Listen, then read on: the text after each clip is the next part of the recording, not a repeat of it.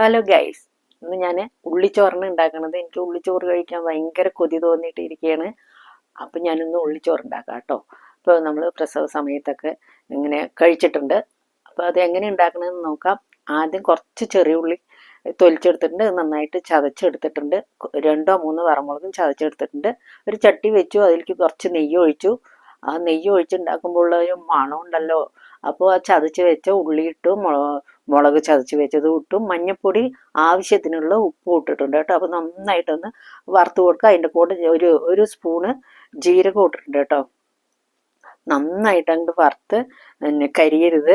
കരിയാണ്ട് നന്നായിട്ടൊന്ന് ചുവക്ക വറുത്ത ശേഷം നമുക്ക് ചോറിട്ടിട്ട് നന്നായി ഇളക്കി ഒരു 10 മിനിറ്റ് അടച്ചു വെക്കുക. അതിന് ശേഷം നമുക്ക് തുറന്ന ശേഷം കുറച്ച് നെയ്യും കൂടെ അതിൻ്റെ കൂടെ ചേർത്ത് അടച്ച് വെച്ചാൽ അയ്യോ സൂപ്പറായിട്ടുണ്ടാകും. നല്ല മണം ഉണ്ടാകും, കഴിക്കാനും നല്ല ടേസ്റ്റ് ഉണ്ട് കേട്ടോ.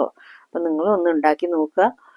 ഉണ്ടാക്കിയിട്ട് അഭിപ്രായമൊക്കെ പറയാം കേട്ടോ. ഇതൊക്കെ നമ്മൾ മുമ്പ് കഴിച്ചതാണ്. ഇപ്പം അതിൻ്റെ മുമ്പിലത്തെ ടേസ്റ്റുകളൊന്നും വരില്ല, എന്നാലും നമുക്കത് കൊതി തോന്നി ഉണ്ടാക്കിയതാണ് കേട്ടോ. അപ്പം ഞാനിത് കഴിക്കട്ടെ. ഒരു ഒരു 2 കയ്യിൽ 3 കയ്യിലൊക്കെ എടുത്തിട്ടുണ്ട് കേട്ടോ. കുറച്ചേ കഴിക്കാറുള്ളൂ.